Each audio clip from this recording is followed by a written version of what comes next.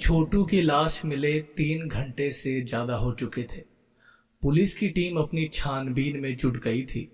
अभिषेक और सूर्यभान सिंह से जरूरी पूछताछ कर पुलिस ने उनके खून लगे कपड़े और जरूरी सबूत लेकर उस कमरे को सील कर दिया।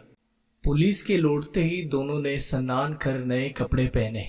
हालांकि अभिषेक को सूर्यभान सिंह के दिए कपड़े थोड़े ढीले हो रहे थे, पर अभी समय इन सब चीजों पर ध्यान देने का नहीं था। आज की रात आपकी इस गांव में पहली रात थी और वो भी इस तरह गुजरी। हमें कुछ अंदाजा भी नहीं था इसका। अरे इसमें आपका कोई दोष नहीं है मुखिया जी। वैसे छोटू का दूसरा नाम राज था क्या? वो आपकी बेटी? नहीं नहीं, राज हमारे पड़ोस में रहने वाला एक होनहार लड़का था। उनकी बहन श्रेया हमारी बेटी की बेस्ट फ्रेंड है। कुछ सालों पहले आज ही की तरह राज की लाश उसके कमरे से बरामद हुई थी। शायद प्रीति को वो ही घटना फ्लैशबैक सी हुई हो। ओह, खैर छोड़िए, चलिए आपको छोड़ आता हूं मैं, कहकर सूर्यभान सिंह अपनी कमांडर जीप में चढ़ चले। अभिषेक भी बिना देर किए तुरंत उनके बगल वाली सीट पर बैठ गया। सूर्यभान सिंह ने चाबी घुमाई और स्टार्ट कर अपनी जीप आगे बढ़ा दी। कुछ ही देर में अभिषेक का मकान भी आ गया। अभिषेक ने नीचे उतरकर धन्यवाद देते हुए उनसे विदा ली और मुख्य दरवाजे खोलकर अंदर प्रवेश कर गया। अभिषेक ने स्विच दबाया पर लाइट नहीं जली। बाहर आकर देखा तो पूरे गांव में अंधेरा पसरा था। शायद अभी तुरंत लाइट कट गई थी। कोई नहीं, अब बस सोना ही तो है। बुदबुदाते हुए अभिषेक ने सहारे से अपना दरवाजा लगाया और बेड की ओर बढ़ गया। अपनी चप्पल उतार कर बेड पर लेटने ही वाला था कि उसे अपने बेड पर 2 चमकती आंखें एक काले साए के अंदर महसूस हुई। अभिषेक की हालत अब खराब थी। बड़ी मुश्किल से अपने गले में थूक निकल और कांपते हुए पूछा, कौन है? कौन? वो आंखें तेजी से दोबारा चमकी। अभिषेक ने डरते डरते अपना फोन निकाला और फ्लैश जलाने की कोशिश करने लगा, पर इससे पहले कि अभिषेक कुछ कर पाता, वो काला साया बड़ी तेजी से आगे बढ़ा और अभिषेक पर कूद चला।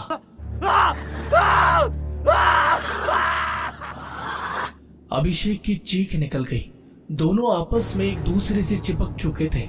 अभिषेक ने पूरा जोर लगाकर उसे दूर से उछाल फेंका।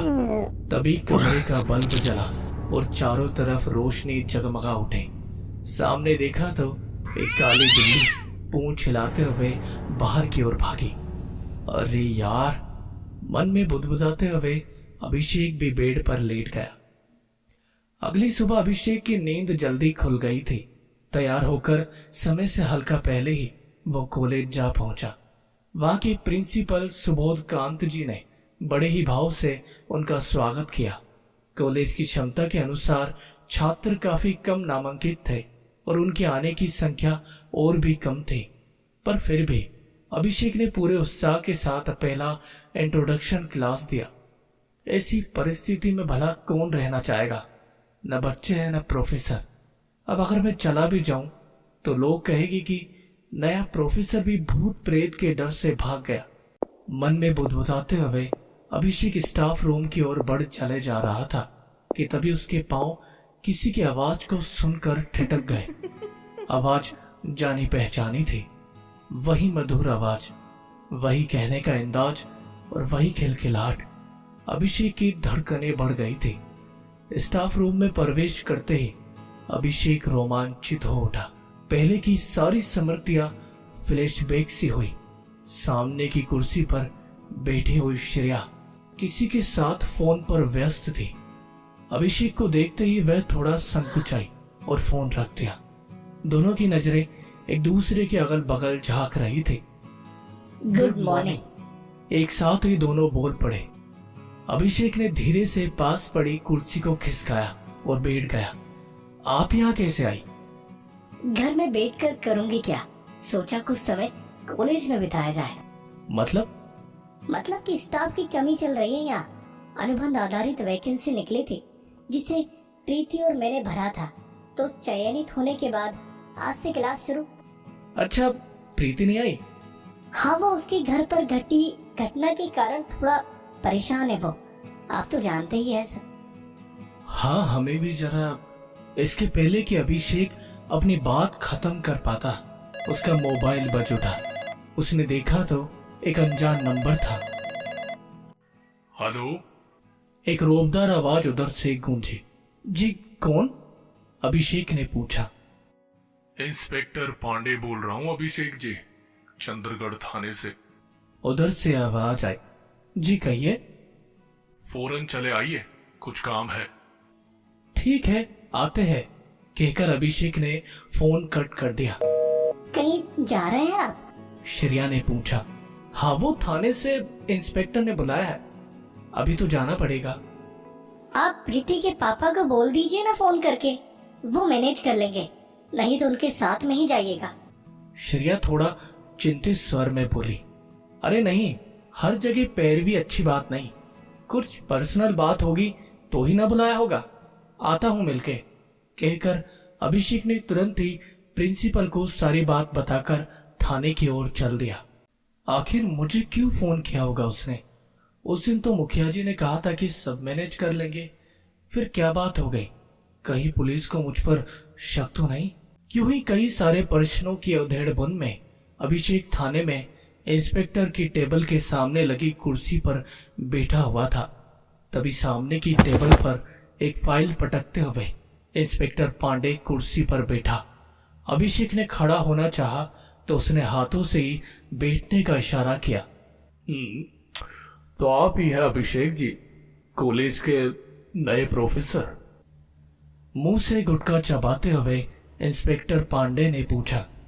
जी हाँ, आज ज्वाइन किया है, अभिषेक ने सहजता से उत्तर दिया। बताइए। हाँ जी, ज्वाइन किया है कॉलेज में और थाने के दर्शन भी हो गए। असल में हम 2 दिनों की छुट्टी लिए कहीं बाहर जा रहे हैं और आपके कुछ साइन चाहिए थे, तो सोचा ये काम आज ही निपटा लिया जाए। बस इसी के आनंद फानंद में आपको बुला लिया, कहकर कुछ पेपर्स को उसने अभिषेक के आगे कर दिया। बस इसके लिए बुलाया था आपने? हाँ, फिर मैं निश्चित होकर छुट्टी मनाऊंगा। ओह कोई नहीं, बिल्कुल आप अच्छे से छुट्टी मनाइएगा। क्या फिर आना पड़ेगा कभी इस केस को लेकर? अरे नहीं जी, केस तो क्लोज हो जाएगा। इंस्पेक्टर के इतना कहते ही अभिषेक ने चैन की सांस ली। अच्छा, मुजरिम पकड़े गए? अभिषेक ने पूछा। मुजरिम इंसान हो तब तो पकड़े जाएंगे ना। आप नए हैं इस गांव में, इसीलिए आपको नहीं पता। ये सब काम उस जंगल की चुड़ैल का है। जंगल की चुड़ैल? हाँ, गांव का बच्चा बच्चा जानता है उसके बारे में। फिलहाल तो मुझे निकलना है, वरना आपको जरूर बताता उसकी कहानी, कहकर इंस्पेक्टर पांडे तेजी से बाहर की ओर निकल गए। जंगल की चुड़ैल का नाम सुनकर अभिषेक थोड़ा चौंका जरूर था, पर फिलहाल केस से मुक्ति मिल उससे ज्यादा सुकून था। थाने से लौटकर अभिषेक सीधे अपने बेड पर जा पसरा और घंटों सोता रहा। शाम के लगभग 4 बजे उसकी नींद खुली। उसे जोरों की भूख लग रही थी, पर आलस के कारण कुछ बनाने का मन नहीं हुआ, तो जल्दी से हाथ मुंह धोकर वो बाहर निकल पड़ा। बाहर गांव के बीच चौराहे के आसपास कुछ खाने पीने की छोटी मोटी दुकानें शाम को सज गई थी। अभिषेक ने जल्दी से पहले अपनी भूख मिटाई। खाते के दौरान ही उसे याद आया कि आज तो पूर्णिमा है और आज उसे भगवान नरसिंह की आराधना हेतु कमल के पुष्पों की आवश्यकता है। यहाँ गांव में कहीं कमल की पुष्प मिलेंगी क्या भैया? उसने उस दुकान वाले से ही पूछा। हाँ, क्यों नहीं, बस आप वो आगे से जो रास्ता जंगल की ओर गया है ना, उसमें बस 1.5 कोस दूर एक तालाब है, वहीं मिलेंगे आपको, उस दुकानदार ने कहा। ओह अच्छा, धन्यवाद, कहकर अभिषेक उस गांव के रास्ते को छोड़ उस जंगल की पगडंडी पर आगे बढ़ चला। जंगल काफी घना और सन्नाटे से भरा हुआ था। उसमें प्रवेश करने पर ऐसा प्रतीत हो रहा था कि मानो अंत कहीं है ही नहीं। अभिषेक बस आगे बढ़े चले जा रहा था।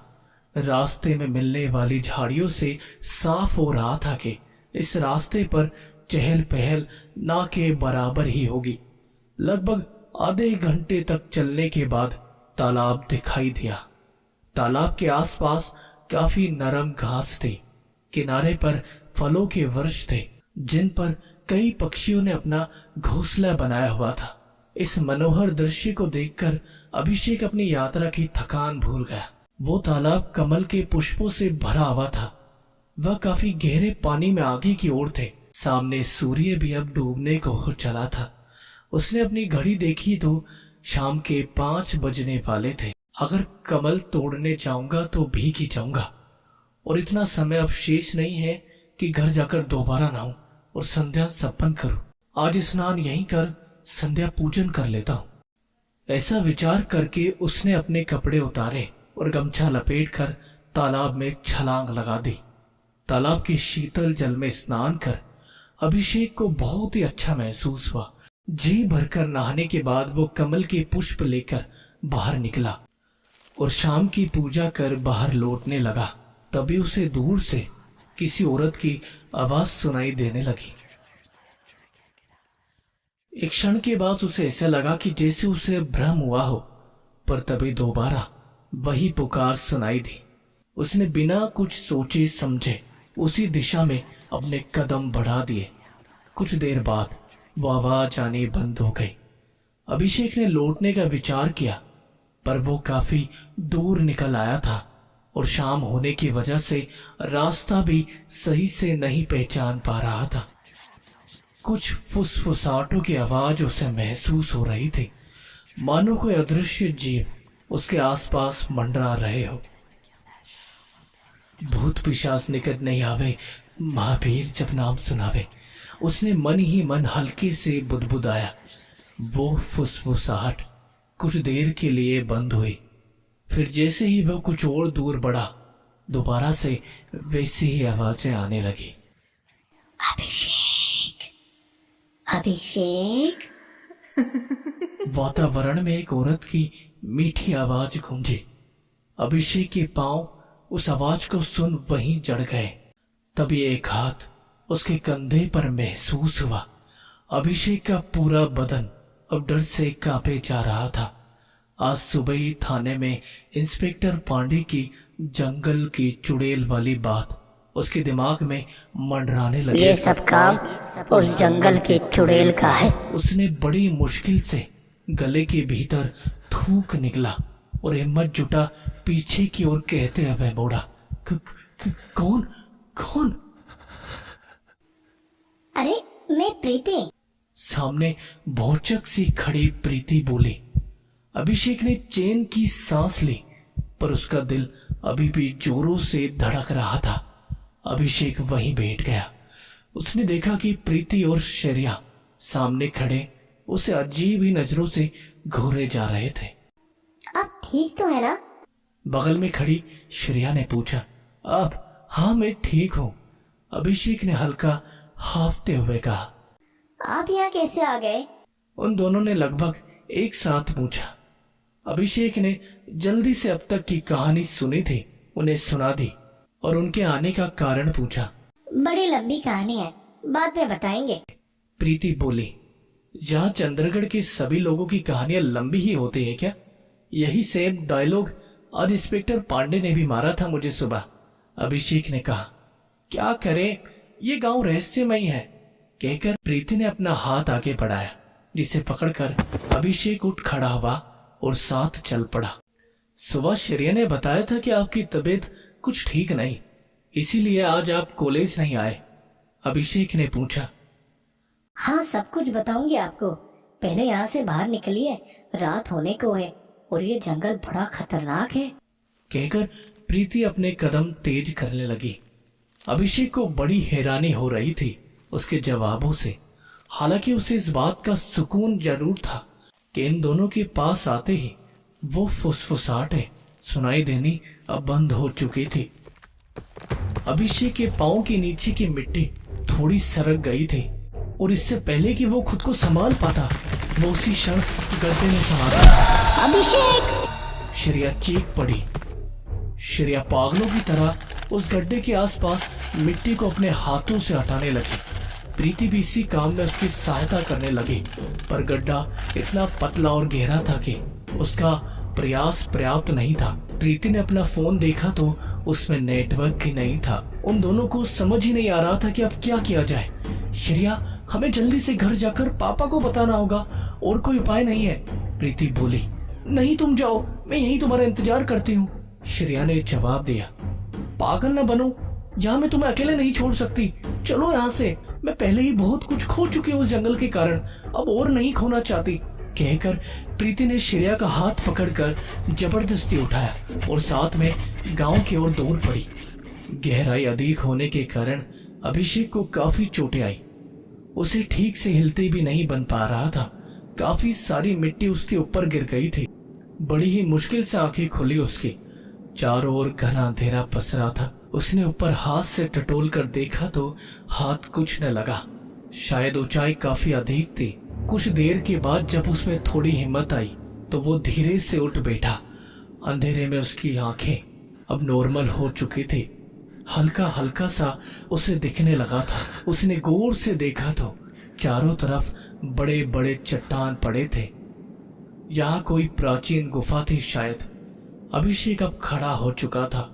धीरे धीरे निकलने की जगह खोजने लगा। साथ ही उसे बहुत तेज मांस की बदबू सी आने लगी, मानो आसपास कहीं पर कोई मांस पका रहा हो। अभिषेक बिना देरी किए उस बदबू का पीछा करने लगा। लगभग 15 मिनट चलने के बाद एक संकरे से छेद से उसे तेज रोशनी आती दिखाई दी। जब उसने अपनी आंखें उस छेद पर टिकाई तो उसकी हैरानी की कोई सीमा न रही। सामने एक अजीब से भयानक से दिखने वाले प्राणी की छाया थी। उस छाया का सिर तो सांप का था, किंतु धड़ मनुष्य का। चारों ओर मशालें जल रही थी। नीचे एक अर्धनग्न औरत बैठकर अनुष्ठान कर रही थी। वो लगातार मंत्रोच्चार किए जा रही थी और मंत्र की समाप्ति पर ताजा कच्चा मांस उसके सामने जल रही ओलेख में झोंके जा रही थी। अभिषेक का जिस्म भय से थर थर कांपने लगा। उसने अपने जीवन काल में पहली बार ऐसा कोई दृश्य देखा था। तभी उसकी हड़बड़ाहट और डर से उसका हाथ एक पत्थर पर जा पड़ा। अचानक वो सारे पत्थर ताशों के पत्तों की तरह गिर पड़े। पत्थरों के गिरने की आवाज के साथ ही वो औरत अपने हाथ में एक त्रिशूल लेकर खड़ी हुई और पीछे मुड़ उसे लंबी लंबी सांसें लेते हुए घूरने लगे। जैसे ही पीछे मुड़कर अभिषेक को देखा, वो थर थर कांपने लगा। उसे अपने सारे अच्छे और बुरे कर्म याद आने लगे। अभिषेक थर थर कांप रहा था। उसका बदन पसीने से भीग चुका था। वो जान चुका था कि यही उसके जीवन का अंतिम क्षण है, क्योंकि सामने कोई और नहीं बल्कि उसकी रूह को कपा देने वाली वही जंगल की चुड़ैल खड़ी थी।